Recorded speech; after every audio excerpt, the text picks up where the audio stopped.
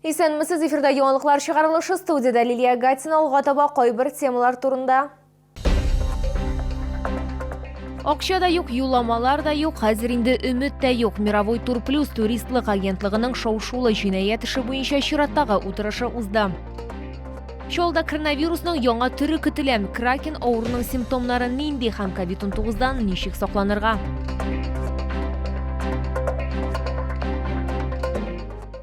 Акча да юк, юламалар да юк, хәзер инде өмет тә юк. Бүген Чаллы шәһәр судында Мировой тур плюс туристлык агентлыгының шау-шулы җинаять эше буенча чираттагы утырышы узды. Гаепләнүче эскәмиясендә оешманы гамәлгә куючы Марина Петрова. Бу процесс берничә ел элек үк башланган иде.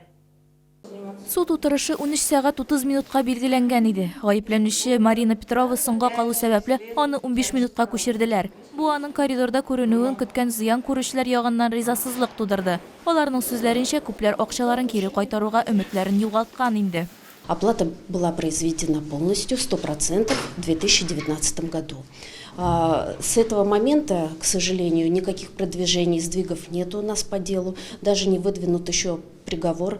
Мы уже даже не знаем, надеяться ли нам на возврат денег или нет. В ноябре 2019 года мы приобрели путевку на троих в Турцию. Стоимость путевки 110 тысяч.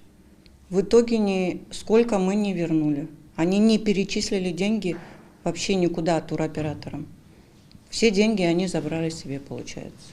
Алар Мировой тур плюс туристлык агентлыгы хезмәткәрләре. Марина Петрова Ольга Еремина белән булган хәл мисалында үз версиясын әйтте. Барлык вакыйгаларда 2020 елда пандемия башлангач була. Подскажите, сейчас мои деньги у вас, вы их сможете вернуть? Ваши денежные средства у меня не находятся, они на счетах у компании, у туроператоров.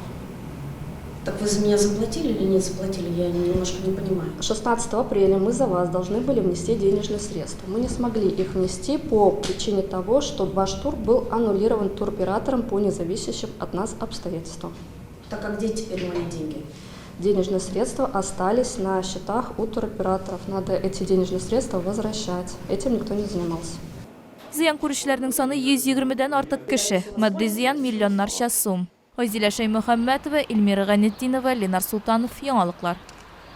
Әгәр сезне дә борчый торган проблемагыз яисә шатлыклы хәбәрегез булса, безнең WhatsApp хезмәтенә мөрәҗәгать итегез. Фото һәм видеоларыгызны 8939 311 31 31 номеры буенча көтеп калабыз.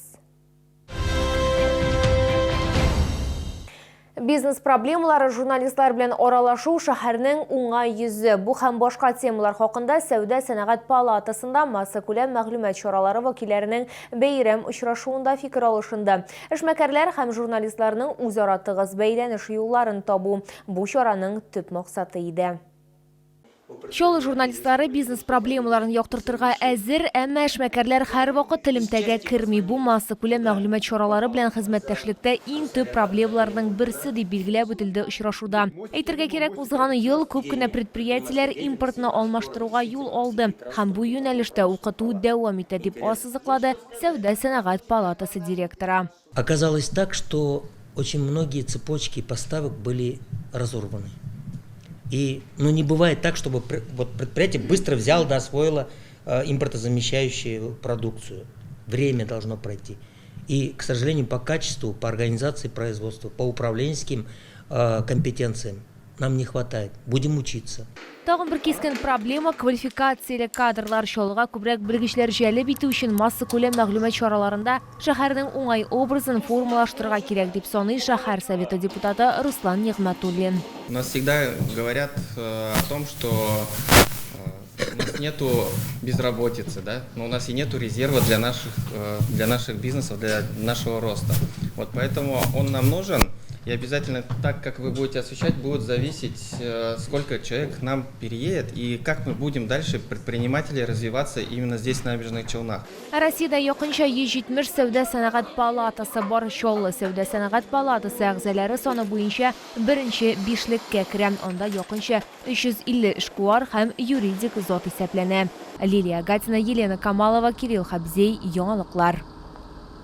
Yoşlaraq, ләкин қорқынышсызырақ сөзібіз Кракен турында барам. Бұл омикронның яңа штамы. Инфекционистлар Россияда ауырының ең юғары нұқтасы февральға туры келешекдей фаразлый. Кракенның симптомлары тұмау, тұшу, ютәл, хәлсізлік, мускуллар һәм буыннар ауырту. COVID-19-дан нишек сақланырға? Бұл хақта алдағы материалда сөйләрбіз.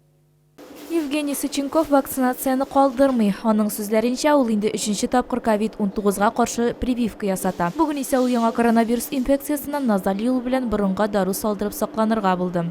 Решил добровольно привиться. Нужно для сохранения собственного здоровья и для того, чтобы работать дальше с требования работодателя. Ревакцинацияны ярты ел сайын үтәргә кирәк. Ай сайын иммунитет кими бара дип кисәтә табиблар. Моннан тыш COVID-19 мутацияләнә, яңа штаммнар барлыкка килә. Кракен протекает достаточно легко, в форме ОРВИ, без осложнений. Он обладает очень высокой заразностью, он вообще самый заразный из всех подвидов COVID-19, которые были с начала пандемии, но летальность он не увеличивает. Но все-таки так как это COVID-19, для определенных категорий граждан он может представлять опасность. Авыруны юктыру ихтималы зур булган төркемгә вакцинацияләнмәгән хроник авырулары булган кешеләр, шулай ук 60 яшьтән узган өлкәннәр керә. Прививка кампаниясе шәһәрнең һәр шифаханәсендә уза. Алдан язылырга кирәк түгел. Пациентлар тире чират тәртибендә кабул ителә. Спутник В белән прививка ясала. Шулай ук Россиядә COVID-19-ның яңа штаммнарына каршы вакцина да эшли башладылар. Азилә Шаймөхәммәтова, Эльмира Гайнетдинова, Сергей Вильданов, яңалыклар. Бұл сізге жеткіресі соңғы мәғлүмәтібіз еді. Мен Лилия Гатин сіздің білен сау болашам. Өзіңізді сақлағыз.